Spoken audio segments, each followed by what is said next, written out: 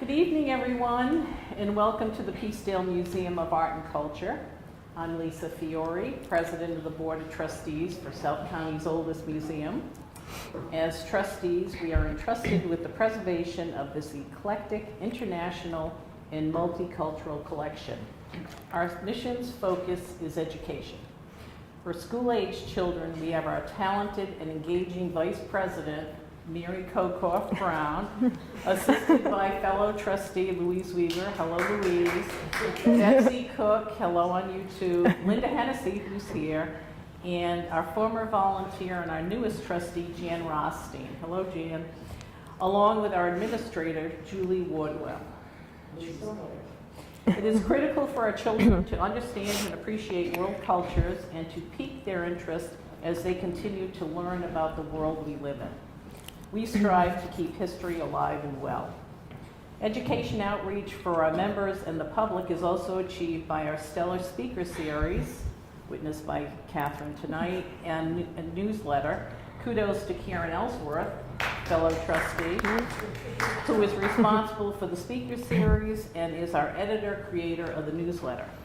So tonight we welcome our third speaker in our fall series, Dr. Catherine DeCesare, co-director of URI's Applied History Lab and assistant professor of history at URI. Catherine will transport us back in time to the early 19th century as the newly independent United States conducted its own trade with foreign nations. But in the first decade of the 19th century, Britain still dominated the Atlantic. The story of the John Jay, her capture and imprisonment, her condemnation, her owner's appeal, and her eventual release illustrates how early 19th century Americans navigated the political, economic, and legal constructs of their world in the midst of the Napoleonic Wars. The tale covers many thousands of nautical miles under sail and focuses on ordinary and extraordinary people whose fate is intertwined with the ship John Jay. Welcome, Catherine. Thank you very much for that nice introduction. I want to thank you all for being here today. That's great, coming out on a cold night, and welcome to everybody on YouTube streaming in. I want to just talk about the impact and the trauma of war on the individuals that were impacted. So that's going to be part of this story, and some of the legal complications arising from the sixth voyage of the John Jay and the capture of the American merchant ship as a prize of war in early January 1806. So to the John Jays, and we call the crew and the captain, everybody on board the John Jay, her owners, Brown and Ives, and events as they unfolded, first in Bermuda and then in London, proved very worrisome, ambiguous, and costly. So this case, what it does, it contextualizes the legal complexities of war and how the Americans, as neutrals, before the War of 1812, navigated these dangerous waters. So let's just see if I can change my sleeve. So the ship John Jay was built in 1794 and launched locally in Providence. She was owned by Nicholas Brown and Thomas Point and Ives. They were the managing partners, of course, of Brown and Ives. And the ship was named for John Jay, the Federalist statesman and first U.S. Supreme Court Justice, and the chief negotiator of the Jay Treaty, which of course bears his name. It's no accident. It's kind of interesting that if you look at the roster of Brown and Ives vessels, you can tell their political affiliation, and it's clearly Federalist. Okay, there's no Jeffersons among them at all. Is there Hamiltons, Washingtons, etc. So the master of the ship John Jay, his name was John Flagg Fry. The supercargo's name was John Bowers, and the first mate was Uriah Ray Jr. And they were all seasoned mariners and very long-term employees of Brown and Ives. So the officers, the owners, of course, and most of the crew, and there were like 35 guys on board, were U.S. citizens. Now the ship's sixth voyage, and I'm only concentrating on a very small window of time here. The ship's voyage lasted, this particular sixth voyage lasted for 2 years. And the ship left her home port in Providence in late September, September 21st, in 1804, and she's not going to return home until the end of June in 1806, after a very long, prolonged incarceration in Bermuda, in St. George's. So this voyage, I call it a series of unfortunate events. It was full of chaos, uncertainty, and certainly confusion and ambiguity. We really have no image of the John Jay. There's the images of the Anne and Hope, but there's no image of the John Jay that I certainly know of. But we do have her building specifications, which are on the screen here. And we do know a little bit about what she looked like in terms of her dimensions, et cetera, and her tonnage. And we knew she was coppered. We knew she was painted at this point in time in 1803, painted white, yellow, and red. And this is, I just found the receipt for the paint in the collection at the JCB. So I was like, oh yes, I know what she looked like in terms of colors. So that's just the front cover of the Seaman's book that lists all the mariners for that particular voyage. Now the resumption, a little bit of background, the resumption of war between Great Britain and France at the end of the Peace of Amiens in May of 1803 set in motion the events which directly impacted maritime trade and of course the fate of the John Jay. It intertwines with Napoleon Bonaparte's rise to emperor in 1804, and which served to accelerate the hostilities, and as did Napoleon's plans to invade Great Britain. So initially, U.S. merchants, and Brown and Ives included, and the maritime community benefited from neutrality, but financial profits kind of proved risky, because the rules for neutrals in terms of trading, and this is a global maritime business, were costly. It was changing all the time, and really, due to communications, really it took time to figure out what was going on. Okay, so this voyage is costly on many levels, financially costly and emotionally costly in terms of lives and livelihoods, because these are at stake. These are real people and what they experienced at this point in time. So Brown and Ives managed a large fleet from Providence, from the counting house at 50 South Main Street. And in 1806, the partners owned 18 vessels outright, and they shared ownership of 4 other vessels, all different sizes and riggings. These are the managing partners, Brown on, I guess, your left and Ives on the right. Between 1804 and 1806, again for this very small window of time, they managed 43 separate domestic and international voyages. So this is big business, and 1806 proved particularly challenging. Not only was the John Jay captured, but their largest and fastest and the flagship of the fleet, the Anne and Hope, was wrecked off of Block Island also in January of 1806. So January of 1806 was a particularly bad month. The John Jay's 6th voyage, like I said, began in late September 1804 and lasted nearly 2 years. On your screen is the front cover of the logbook that now is in the Rhode Island Historical Society of this particular voyage.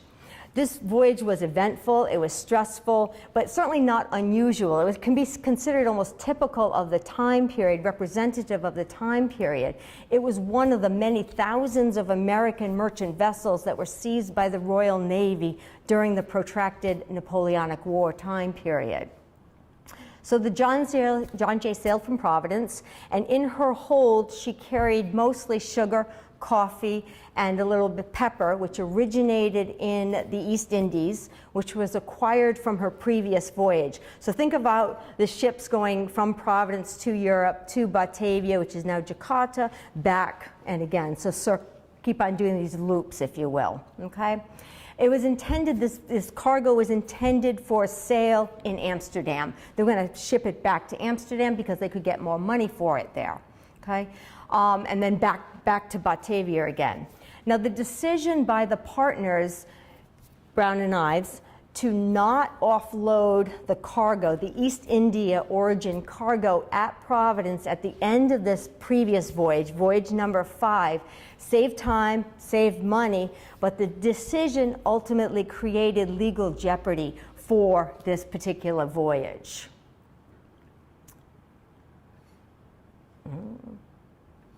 There we go.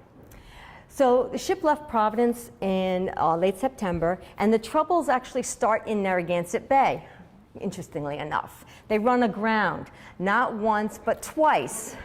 The first time off of Patuxent, and the second time off of Warwick Neck. The first mate started recording, and I knew this because the first mate wrote about it, and John Barrows, the supercargo, wrote about it as well.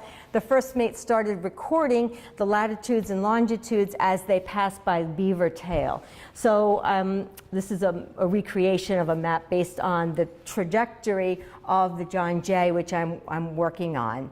So they start recording their path. And the journey to Amsterdam was not easy. They encountered stormy weather as they left late in the season. They were running late. So they encountered stormy weather and really treacherous weather crossing the North Atlantic. This map is a work in progress. It's something I'm working on currently with Chris McCabe, a colleague at the URI Applied History Lab. He's a GIS expert. And so he's helping me create this unique set of maps for an upcoming American Historical Association conference that I'm attending in January in San Francisco. So I created from the logbooks unique data sets. I transcribed the logbooks, and I created a spreadsheet of all the latitudes and longitudes based on where they thought they were anyway at that point in time. And then so what Chris is doing, he's taking my data and transitioning it into maps so we can visualize their progress going forward. So I did this for the John Jay for the entire voyage, and then I also did it for the HMS vessel, the driver that captures the John Jay, so I can see their paths intersect, which is kind of cool. But I haven't finished that yet. So after a rough passage across the North Atlantic, the John Jay, as they're entering into the English Channel, they collided with another vessel in the English Channel. And then they got lost in a gale, and then that forced them to find shelter in Great Yarmouth in England. So they're kind of going back and forth here, as you can see from the images there. And before they reached Amsterdam. So this is all before they reached Amsterdam. They arrived in Amsterdam just in time for winter. And the ship was iced in for the season at this point in time. So all of these circumstances caused significant delays, and time is money, of course.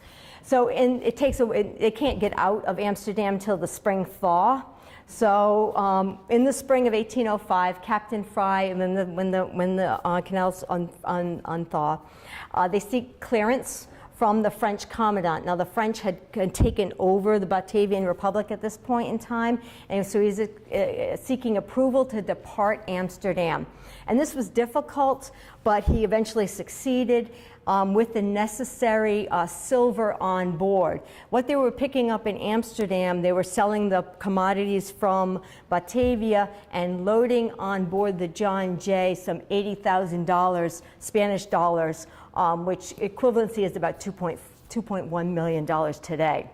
This silver, it's all silver bullion, is going to be secured on board, and then they're going to set sail for the East Indies from this point in time. Okay. So on this one voyage alone, okay, the Jay's course intersected with not one, but 4 armed British ships heading to and from Batavia. The first 3 ships include, I tried to make a little timeline map here, timeline here. The HMS Scorpion, right after they left Amsterdam, the East India Company armed vessels called the Indostan, and the HMS Fistguard. Each time the John Jay was actually chased, fired upon, she's going to luff up her sails to stop. Her papers are going to be inspected by the British boarding party before she's allowed to proceed in these 3 subsequent stopping and seizing and looking at the paperwork. In December 26, 1805, the ship John Jay was on her way back from Batavia. She was 88 days from leaving Batavia, bound back to Providence, and she was stopped and spoken to by the HMS Fistguard. Captain John Flag Fry was called and ordered on board the Fisk Guard to account for the ship's papers, and everything was examined to make sure it was copacetic.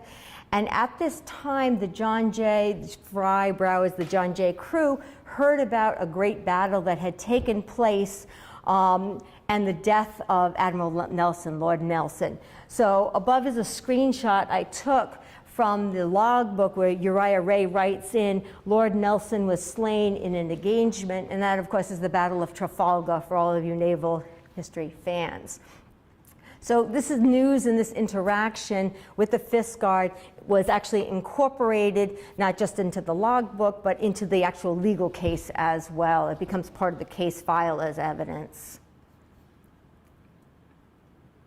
So no one on board the John Jay knew really what happened. The Fisk Guard's going to let them go. They're going to continue on their way. Nobody really knew what was going to happen as they approached North American coast in January of 1806.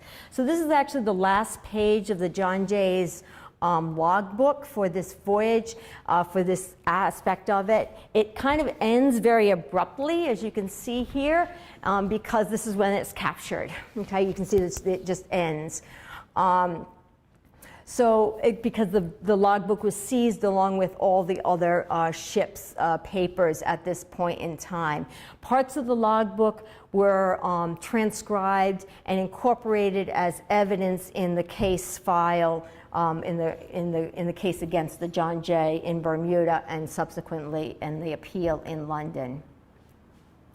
Now, in December 1805, Robert Simpson was the captain and commander of the HMS Driver, and John Jameson was her master. So this is a story of two vessels, actually.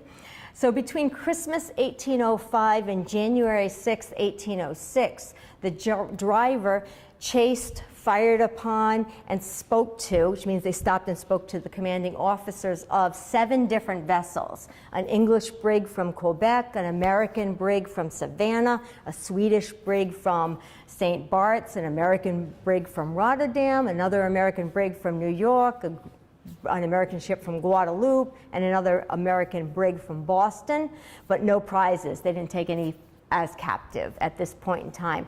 But think of it as the British Navy is kind of hunting in packs, and they are patrolling the North American coastline and the shipping lanes, and very actively doing this.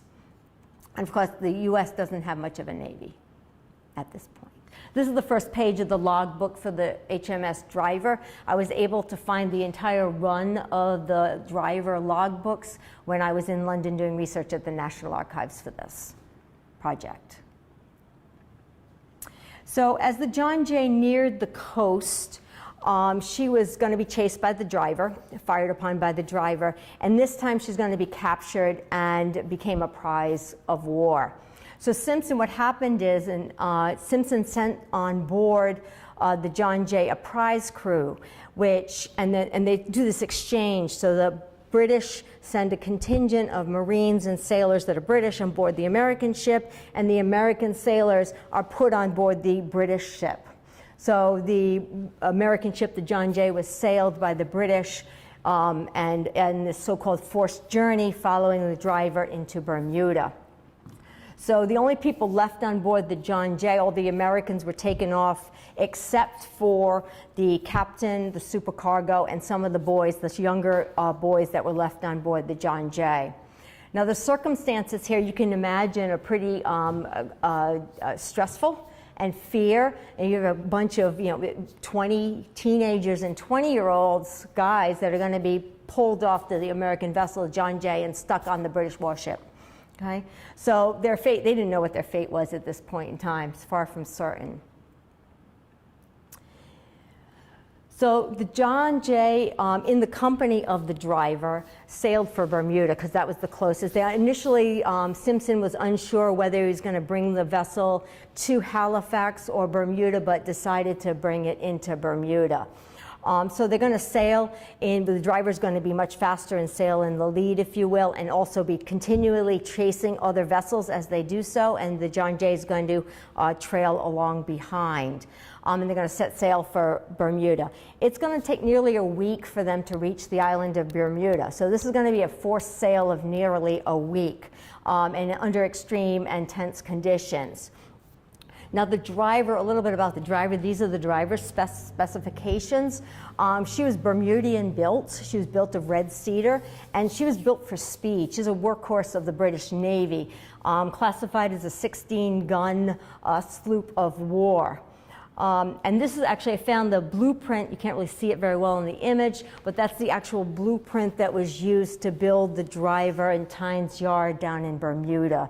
And the model was it was more of a recent modern construction that was, the individual used the blueprint to construct the model.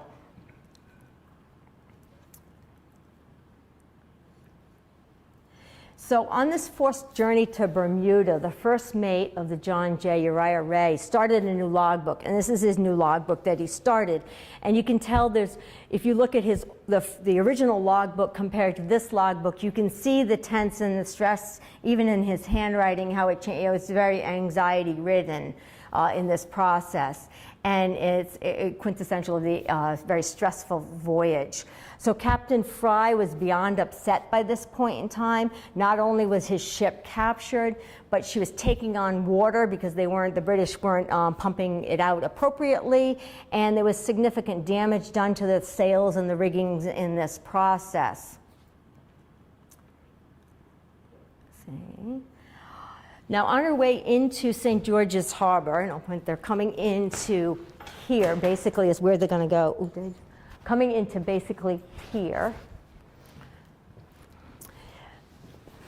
The John Jay was really heavy by this point in time because she was loaded with cargo, plus she was taking on water, so they're going to hit ground several times coming into the harbor, trying to weave their way through the hazardous reefs and sandbars. If you've been to Bermuda, you'll know that that's still a reality today. Captain Fry was outraged. Once in port, as soon as he got permission to go ashore, he's going to file a legal protest, and he's going to assert that, and I quote, his ship was libeled by the captors. Once the ship was securely anchored at St. George's Harbor, the British crew is going to go about making sure the ship is not seaworthy anymore. They're going to physically disable the ship. Her remaining sails and rigging were all cut and destroyed. And so this John Jay, from this point in time, was no longer seaworthy. She was a prisoner, a war prize, and sitting in the harbor at St. George's.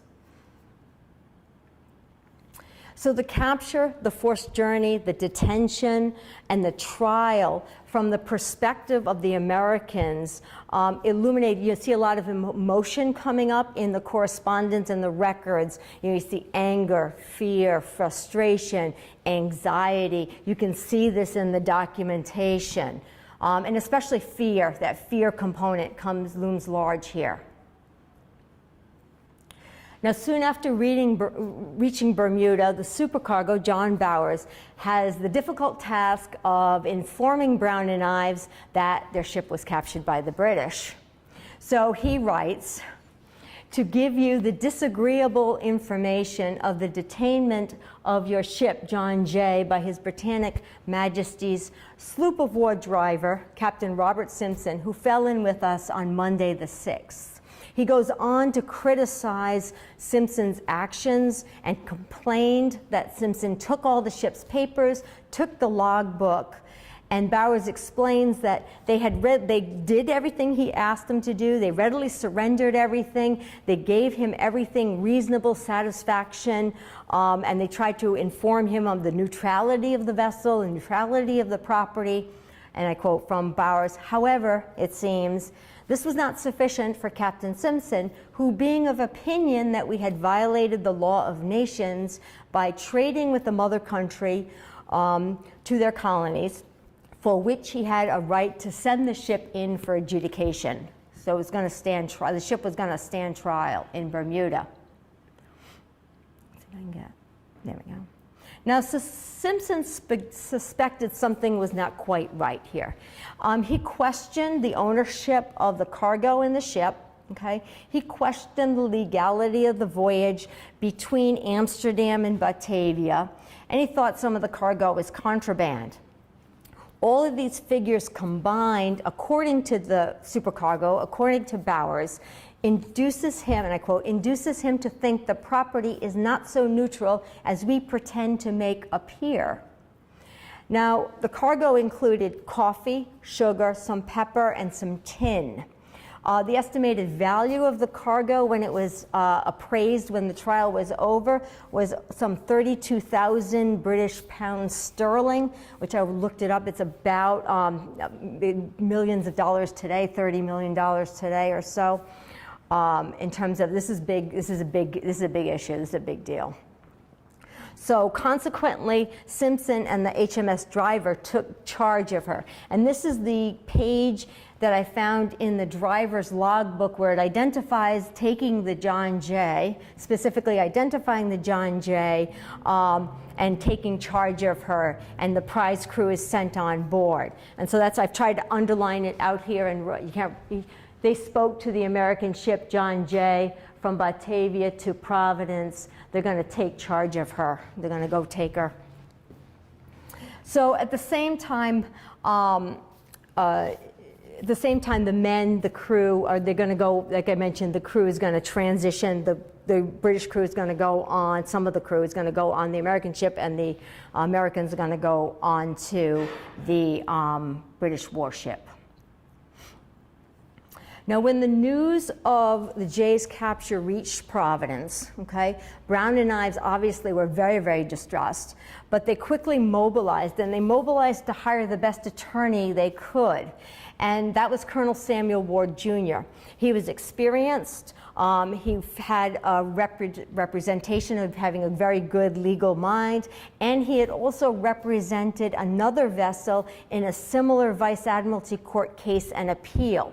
So Ward, and ultimately Bowers is going to help, they're going to prepare the legal defense for the coming trial. And actually Brown and Ives is going to send Ward down on a private ship right directly to Bermuda from Providence to try to get control over the situation in Bermuda before the case went to trial.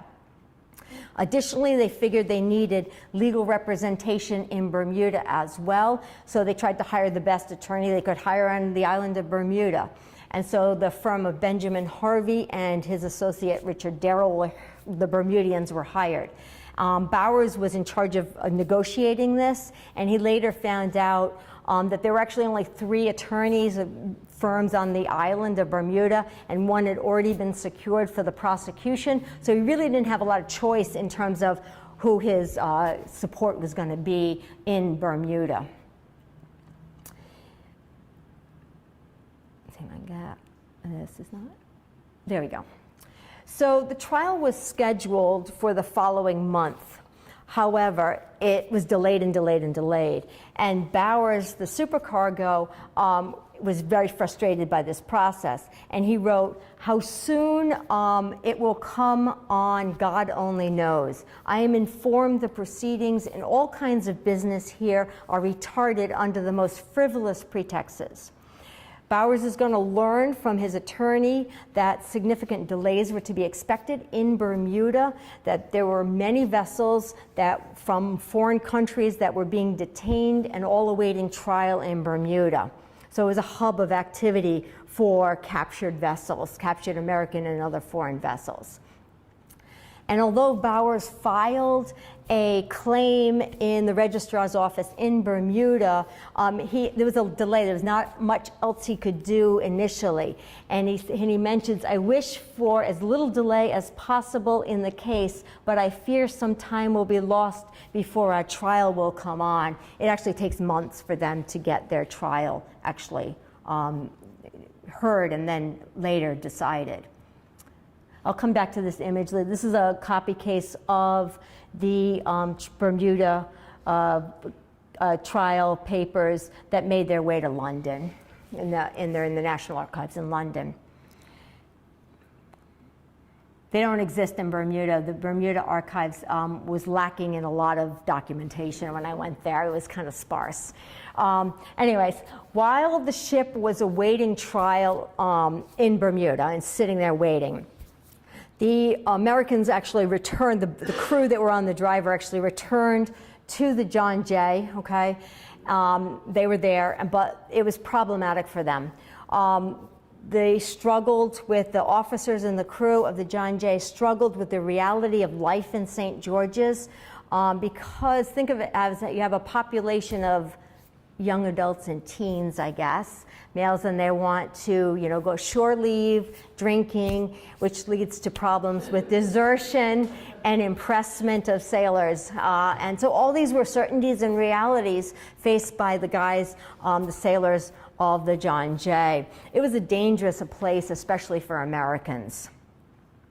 When Bowers learned that one of the seamen, the first Arthur Love was his name, was impressed by the Royal Navy while they were in Bermuda waiting trial, he wrote to Brown and Ives and he says, "I am very fearful that we shall lose our men by desertion or impressment." They were literally getting picked off by British warships or picked off while they were on shore leave. Now, the crew being young and male in their 20s and teens, they wanted to go ashore and participate in the activities on board shore. One such individual was Elijah Gardner. He was locally from South Kingstown here in Rhode Island. And in 1806, he was 25 years old. He was a seaman with experience. He was identified as an able hand. And he's actually going to be seized by the HMS Bermuda, the royal vessel HMS Bermuda. But he becomes one of the fortunate ones because after a month he's going to be released. There's going to be some negotiations and he's going to be released. I found in London, this is the ship's pay book for the HMS Bermuda, and Gardner's identified in there. And actually what's kind of cool about this is I found they identify when they took him, when they grabbed him, right? Where he came from, the ship John Jay, and that he was pressed. In terms of pressed into service. And at the end, they say finally, he's released. I'm standing in front of the thing. He was released because he was an American. Okay, they figured. But Gardner was one of the fortunate ones. Many of the shipmates never returned home. A couple of examples here. Late January, James Beach and Nicholas Laffin, Turpin Smith had so-called liberty to go ashore. They were there for the night. They came back on board extremely intoxicated and abused the third mate. The next day, another group of sailors go ashore. One of William Green, he was only 17 years old, but he never returned. He was actually impressed as well. They got word back that he was picked off by another British warship, and a previous sailor from the John Jay had enticed his friend to go on the British warship. So it was kind of this network thing that was going on. So Bowers wrote to Brown. So Bowers writes these as a supercargo, he writes almost daily, very long, detailed letters back to Brown and Ives, informing what's going on the ground in Bermuda. So we have this wonderful detail about these specifics as they occur, and then we get a response back from Brown and Ives. So we have this wonderful dialogue back and forth, a really good window and picture of the events as they unfolded. So he writes, "I think it is my duty to inform you when or how our people are taken away."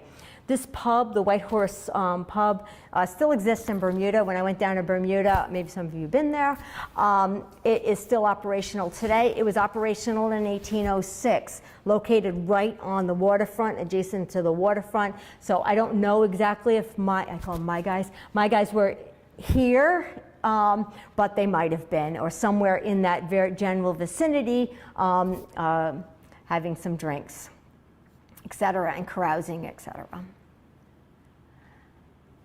I can give you some background of Bermuda from the beach in Bermuda, but every day in Bermuda brought new challenges for Bowers, for the supercargo, for the captain, Fry, for the officers, and they try to keep their crew kind of intact and safe, but they're getting taken away slowly.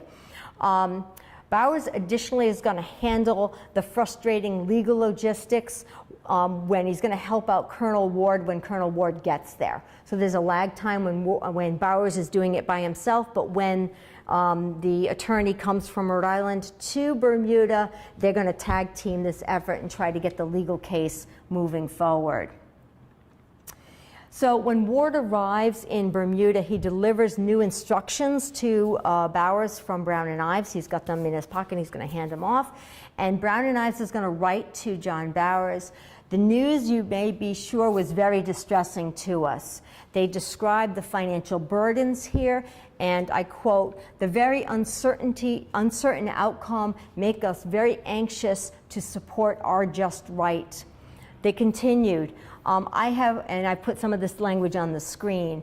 "It was truly unfortunate that you were met so near home by the driver. We were hoping that the John Jay would soon arrive with a valuable cargo, but to be disappointed by having her captive heightens our distresses and misfortunes."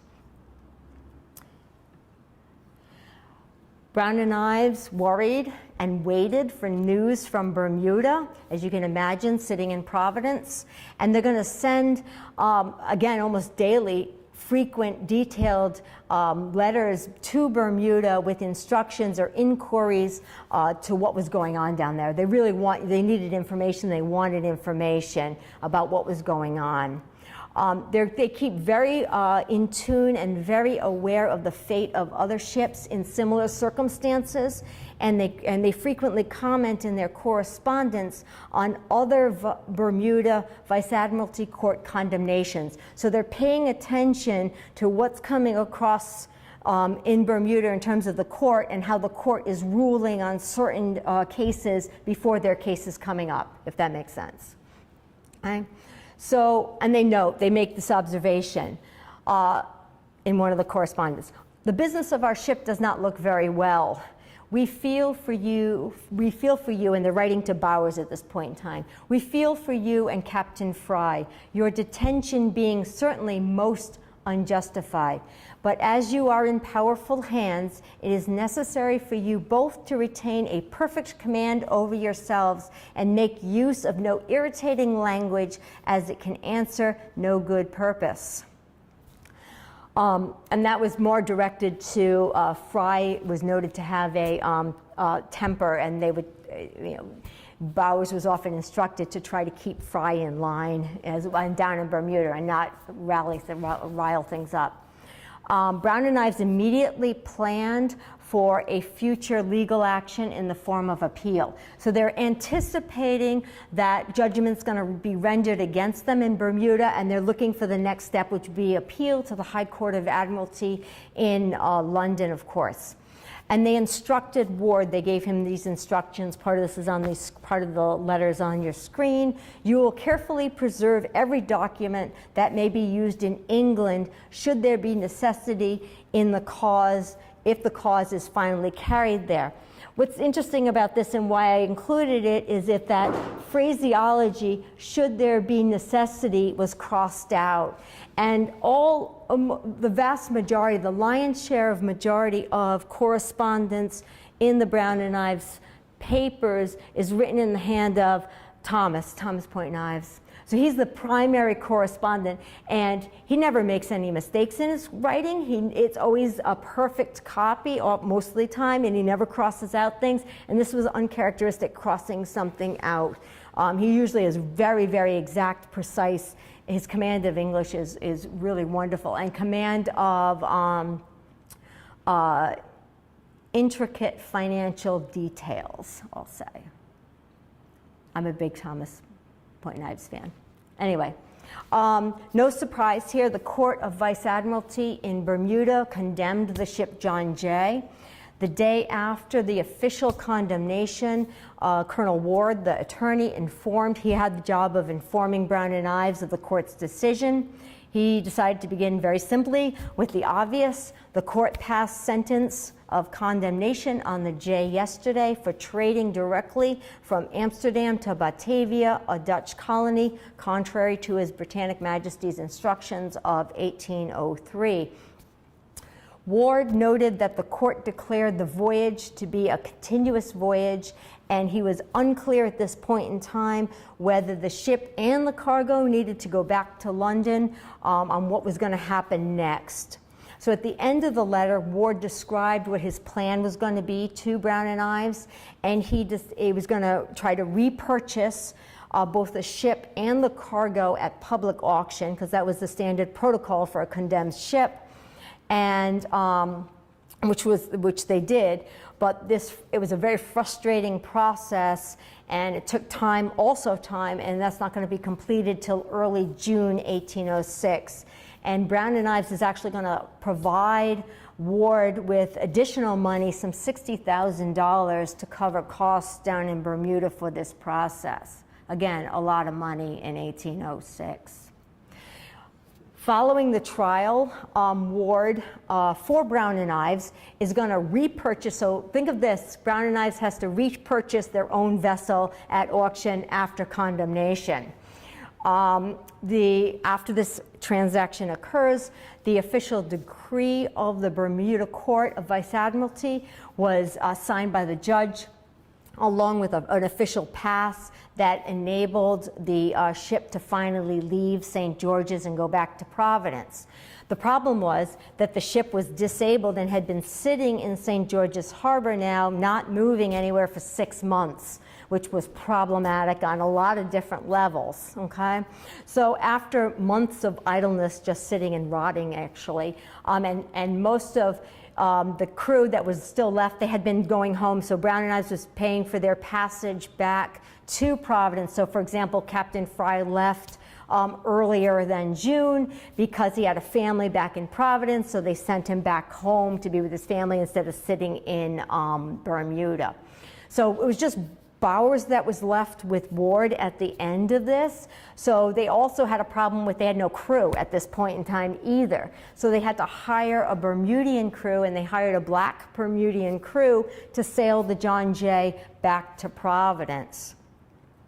And they're going to sail back, and they're going to reach their destination by late June of 1806. And John Bowers assumes the position of being the captain of this voyage, this last leg going from Bermuda back to Providence. Now in Providence, Colonel Ward and Brown and Ives prepared for the appeal. Okay, they knew the paperwork was going to be going to London. They set in motion because they knew it was going to be eventually heard at the High Court of Admiralty in London. So by August of 1806, they assembled the necessary paperwork, the documents, the legal documents needed to fight this case now in London. So they contacted their London agents, Thomas Dickinson and Company, and they tried to find the best legal counsel to represent them in London as well. And so the firm of Slade, Bedford, and Slade was secured. And this is actually, this is the copy case that I found. What was kind of cool, I'll just do it, I'm doing on time, I don't want to run over, but this, when I went to the National Archives in Kew Gardens in London, they gave me this, I ordered up the document, the box, gave me the box. I opened it up, and nobody had ever touched this before. So I was the first, because I could tell by the way, because I worked in judicial records before I worked for the Brown and Ives processing archivist. I could tell by the way it was all knotted and red taped up. It was the court clerk had tied it up at the end of the trial.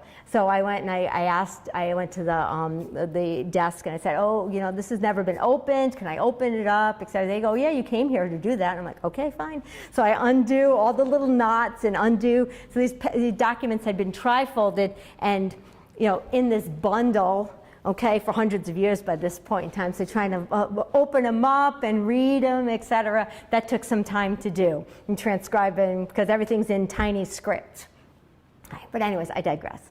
But it was very cool to go there. So they also, and I don't know, I couldn't get an answer on why this particular case warranted a printed copy of this the appeal and the prize case appeal. Not all appeals to the High Court of Admiralty rendered a printed copy, but this case did. I asked the archivists in London, they were unsure about why, but anyways, I know at least 3 copies exist of the printed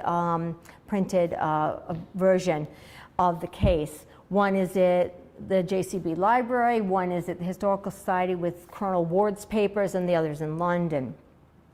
So the printed version of the case and the appeal actually reiterates a lot of the original case. I mean, the facts don't really change here in terms of the process. So the appeal reiterated the initial claims, and of course they're going to emphasize the national identity of the owners as Americans, as citizens of the United States, and as citizens of the state of Rhode Island. This is going to be accentuated and emphasized. It's also going to be emphasized that Brown and Ives were the sole owners of both the ship and the cargo when, at the time it was seized by the HMS driver. Now, the High Court of Admiralty, under the leadership at this point in time of Sir William Scott, actually they go ahead and reverse the sentence of the Bermuda Vice Admiralty Court. And this is the legal, I just kind of plotted out the legal timeline here, starting with the Bermuda Vice Admiralty Court trial in May 1806, and then the decision, condemnation, the Jay's back to Providence. The Jay's going to be only in Providence a very short time. It's going to head back out to sea. It's going to reprovision, refit it, and back out to sea again on the next loop. And then the High Court of Admiralty reaches its decision in December of 1807. So the good news from London arrives in March of 1808 that the decision, so there's a lag, the transportation in terms of communication lag across the ocean. Brown and Ives learned that the case had come before the Admiralty, the High Court of Admiralty, Court of Appeals in late November 1807, and the sentence was actually pronounced by December 4th, 1807. And that sentence had reversed what the Bermuda judge had sentenced and condemned, the condemnation of the John Jay in Bermuda. And the property was ordered to be restored at this point in time. Now, Colonel Ward was one of the first people, so Brown and Ives, of course, were the first to receive this news, and they hurried and wrote a letter to Colonel Ward letting him know the good news, okay? And they wrote, knowing that this intelligence will give you satisfaction. And Ward responded, and this is the letter response. You see this back and forth communication. I congratulate you on this event. Now,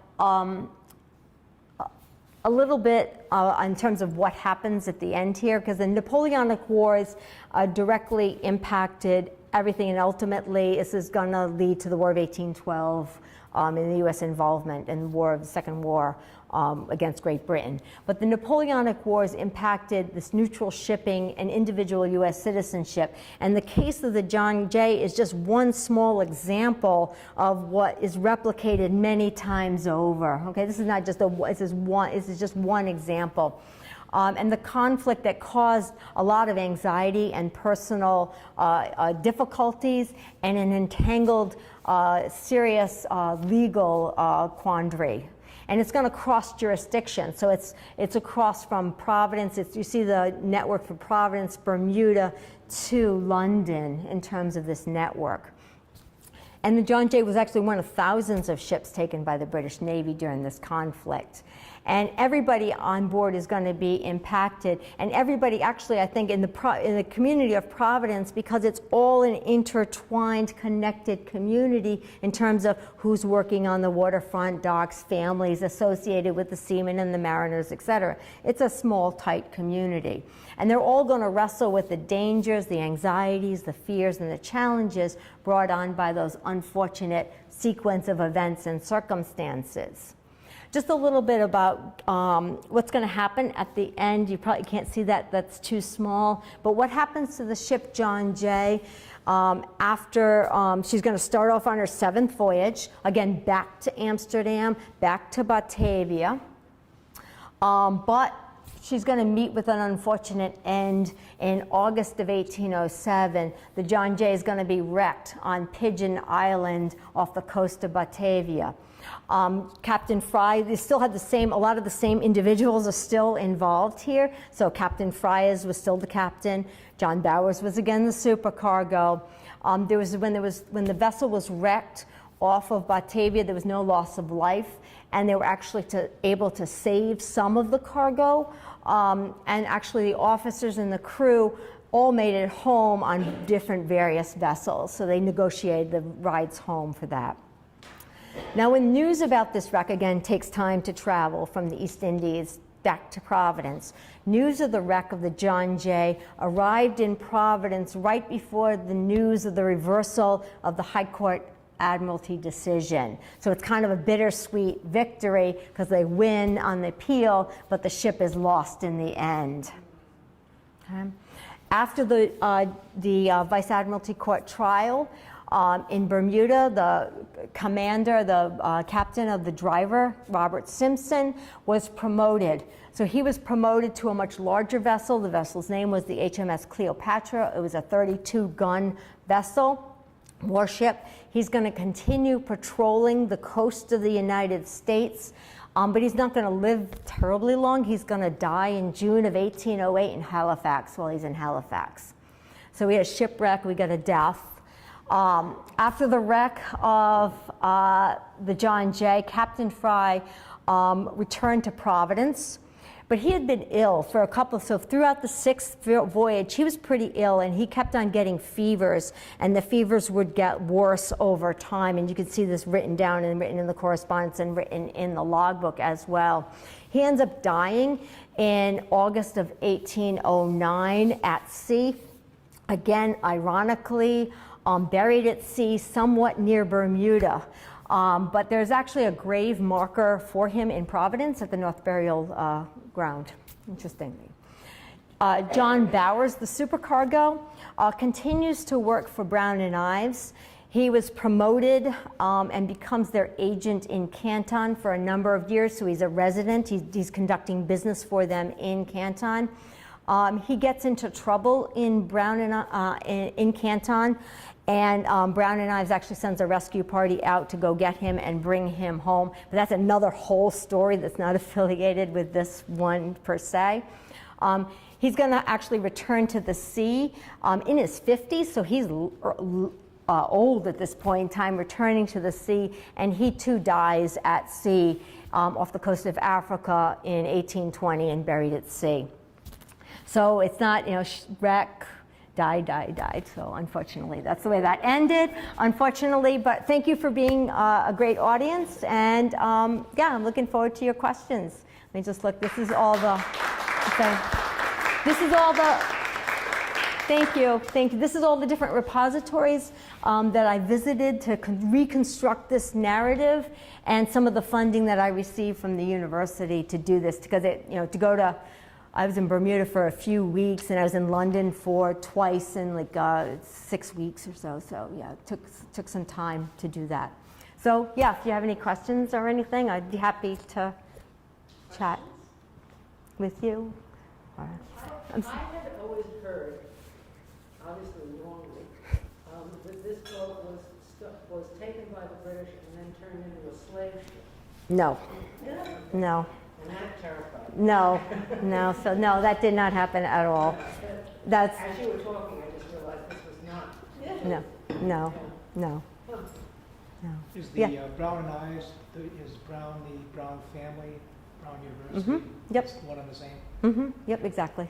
And then they take over, I was in Bermuda and I saw a building there. Excuse me, I didn't hear. The Brown family had taken over a piece of building over there in Bermuda, I think, later in life, later in time, I believe. In Bermuda? In They might have, I don't know. Yeah. I don't know, I have no knowledge of that. Plaque that was on a building. Oh, could have been. Check it out next time. All right, no, next time. I love Bermuda. I would go back in a minute. Toggle back and forth between Bermuda and London. Anything else? Yes? Can you tell me exactly, or a little more detail, what the cargo was and where it was going? It was mostly coffee. And it was going from where to where? from East Jakarta, basically Jakarta, and something they would bring it back to Providence to kind of wash it, and then bring it back to Amsterdam because they would resell it for the silver, and they would trade it for silver because the East Indies and Canton trade depended on silver. They wanted hard specie to trade and not commodities so much. Hard species of Silver, yeah, silver. So bullions of silver. So there's a lot of money involved, and it's hard cash, it's specie. But it was mostly coffee. Yeah, mostly coffee, some sugar.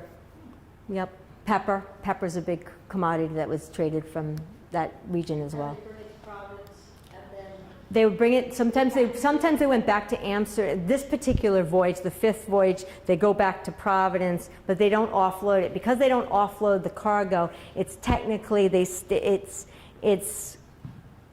it's part of a rule, a contested rule, so it's considered a not broken voyage. So it's so if you're trading from Amsterdam to Jakarta, I mean, by this point in time in the Napoleonic Wars, Batavia was taken over by the French. So if you're looking, and that's an enemy of Britain. So if you're looking at taken over by the French and they're going to Jakarta, Batavia, that's Dutch East Indies. So that's Dutch East Indies to Dutch East Indies, which was technically not allowed by the rule of nations for the law of nations.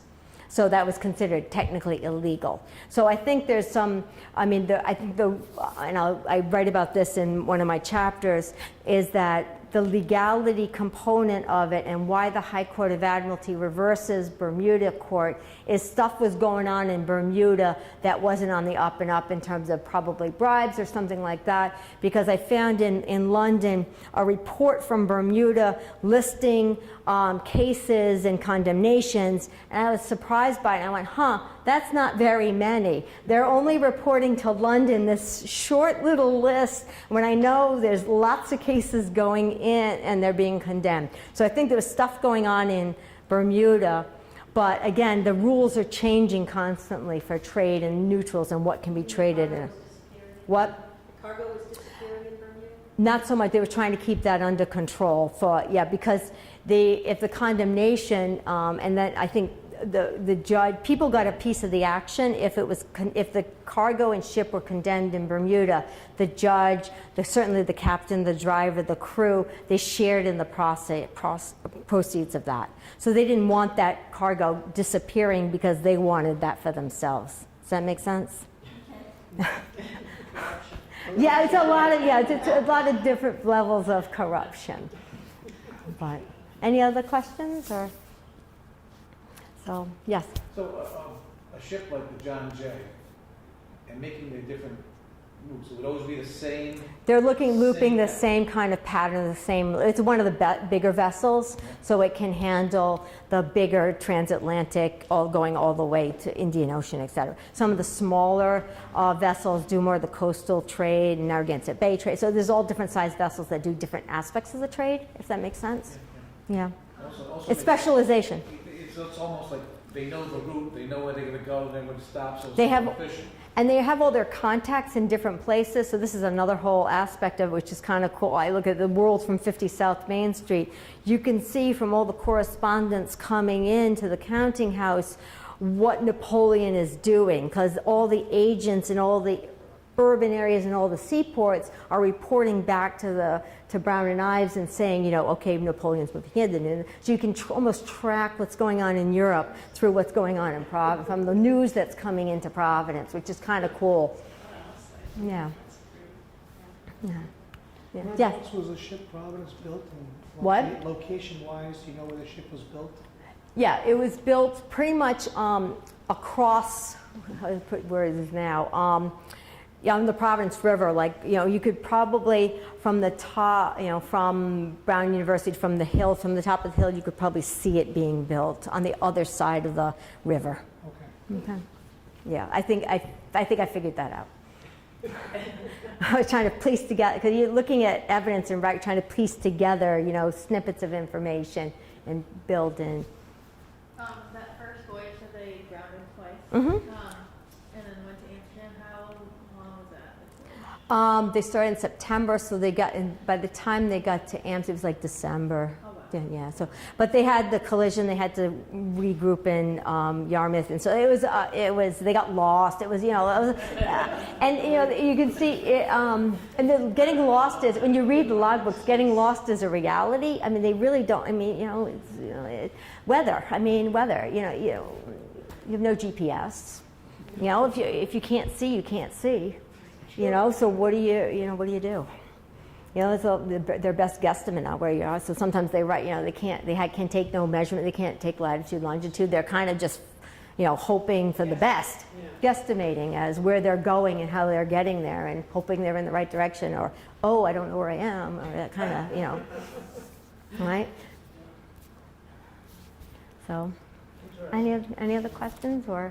No, so it's a fun project. I really like working on it. It's just, and it's a very, you can see all the different personalities really come alive in the correspondence and the records. You get to know them by their tone and how they write and the records they leave behind. You get a really good window into. Is this the end of your research on the John Jay, or is something else you're still looking for? I found the logbook, so I'm good up there. I just need to piece together. So I'd like to build out some more of the ordinary sailors and what happens to them. I know I have some dead ends, and I know some were taken by the British. I know some some made it back to Providence later on, and they show up, like one of them shows up to Brown and I like a couple of years later, and he goes, I'm one of the unfortunate sailors on your unfortunate vessel, the John Jay. I am here, I am destitute, can you give me my, so they go in the, and they give him his back pay, etc. Yeah, so those kind of stories. I want more of those kind of like human kind of stories that I think can be a little bit more teased out, but I just need to write it up, more of it. I'm getting there. Yes? What happens when somebody's taken? They become there. So you're taking. You have a couple of choices. Well, not really. You can sign the pay, but become part of the British crew, right, and then get paid for it. But then you're, on a British warship, or you can try to escape, etc. I had a couple of guys, because the John Jay was actually just a sitting duck in St. George's Harbor, some of the warships like HMS Indian, there was a whole bunch of them that were operating out of Bermuda. So Bermuda was a hot spot for the British Army to operate, as was Halifax. So when they needed somebody, they would just kind of cruise along and go on John Jay and grab somebody. And then so they would take them back to their ship, and then I had this whole dialogue of this one sailor that was, taken on board the HMS Indian, and he's going to be whipped, and he's going to escape, and he's going to try to get back. So it's this back and forth, and the dynamics of that. Were the crew living on the John Jay? Yep, the crew, the ordinary sailors were living on the John Jay until they were piecemeal, either taken or sent back home. They have enough food? Yeah. Oh, yeah. That's something I do know, because Brown and Ives was put on the hook for that. So they would send. They were feeding and taking care of the crew while they were on board ship, but they had to get their supplies from Bermuda. So they would send all the bills, and Brown and Ives had to pay all the bills. So I had all the accounting. I saw all the bills and all the Yeah. So, but John Bowers and Fry, for the most part, they were on shore trying to mitigate in St. George's. So they had like an apartment kind of thing in St. George's, as did Colonel Ward. So the attorney didn't live on the ship, he lived in town. Luxury, yeah, luxury. But, any other questions? Thank you. Thank you,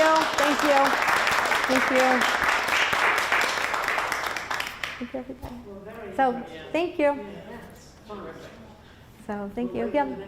Okay, all right. Well, I need to finish this one first. I need to get a publisher as my next step, and then...